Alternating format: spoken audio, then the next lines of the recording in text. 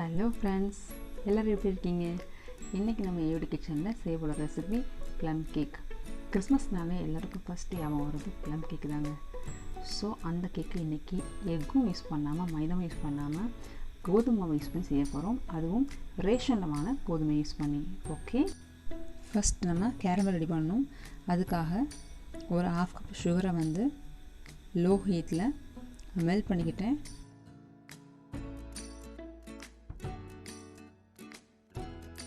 So பாருங்கள், இது லைட்டாக நுரையாக பொங்கி வரும், மெல்ட் ஆகி. அப்போ நீங்கள் ஸ்டவ் ஆஃப் பண்ணிவிடுங்க. ஆஃப் பண்ணிவிட்டு ஒரு 1/4 கப் தண்ணீரை பொறுமையாக ஆட் பண்ணிங்கன்னா நமக்கு ப்ராப்பரான கேரமல் ரெடி ஆயிரும். ஸோ இந்த கேரமல் ஆறட்டும். ஸோ இதுக்கப்புறம் நமக்கு தேவையான ஃப்ரூட்ஸ் மிக்சிங் ரெடி பண்ணிடலாம். இந்த கேரமல் தான் நமக்கு கேக்குக்கு நல்லா கலர் தர்றது. ஸோ கொஞ்சம் கவனம் பண்ணி எடுத்துக்கோங்க. இதுக்கப்புறமா ஃப்ரூட்ஸ் மிக்சிங்காக 3 டீஸ்பூன் மிக்ஸ்டு ஃப்ரூட் ஜாம் இருக்கு இல்லையா, அதை நான் எடுத்துருக்கேன். இது கூடவே ஒரு 1/4 cup cashew nut, 1/4 cup dry grapes, 1 cup tutti ஃப்ரூட்டியை நல்லா மிக்ஸ் பண்ணிட்டிங்கன்னா,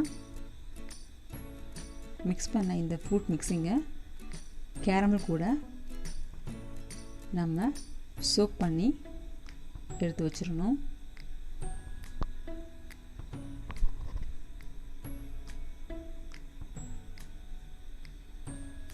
பாருங்கள், ஃப்ரூட்ஸ் ரெடி ஆகிடுச்சு. இந்த ஃப்ரூட்ஸை கேரமல் கூட போட்டு நல்லா சோக் பண்ணி விட்டுருங்க. மினிமம் 30 மினிட்ஸ் ஆகுது சோக் ஆனால் கேக் நல்லாயிருக்கும். ஓகே, இதுக்கப்புறம் நம்ம கேக் தேவையான சுகர் ரெடி பண்ணிடலாம். இன்றைக்கி நான் 3 கப்ஸ் மாவு எடுத்துருக்கேன். அதனால் இன்றைக்கி 2 கப் சுகரை பவுட்ரு பண்ணிக்கலாம்.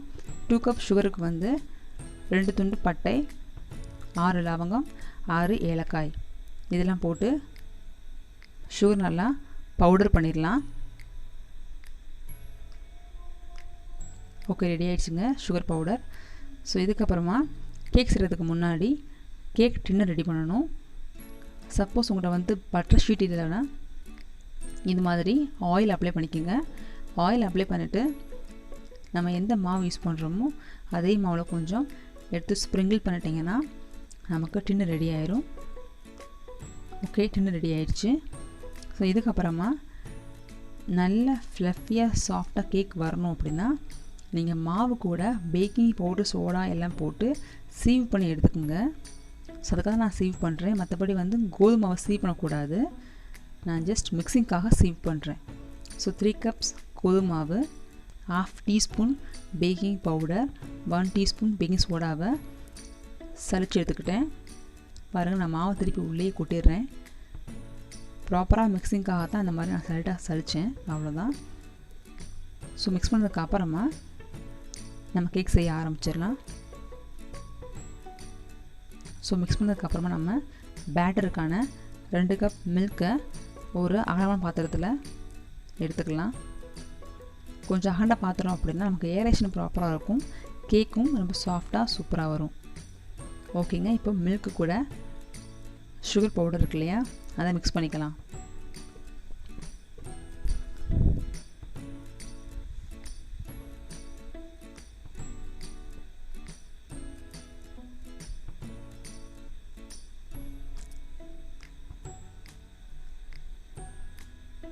ஸோ மிக்ஸ் பண்ணதுக்கப்புறம் வெனிலா எசன்ஸ் ஆட் பண்ணியிருக்கேன், 1 டேபிள் ஸ்பூன் இது கூட. ஸோ அதுக்கப்புறம் நம்ம ரெடி பண்ணி வச்சுருக்கிற மாவையும் உள்ளே கொஞ்சம் கொஞ்சமாக ஆட் பண்ணி ப்ராப்பராக மிக்ஸ் பண்ணி எடுத்துக்கலாம்.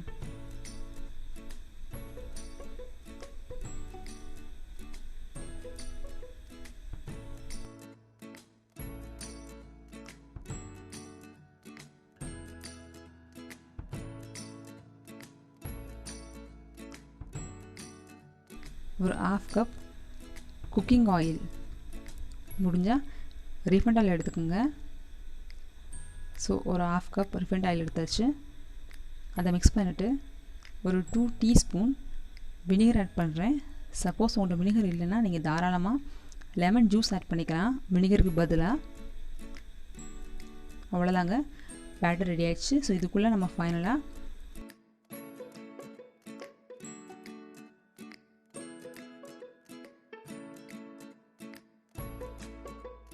கேரமல் வித் ஃப்ரூட் மிக்ஸிங்கை ஆட் பண்ணி இமீடியட்டாக டின்னில் ஊற்றிடலாம்.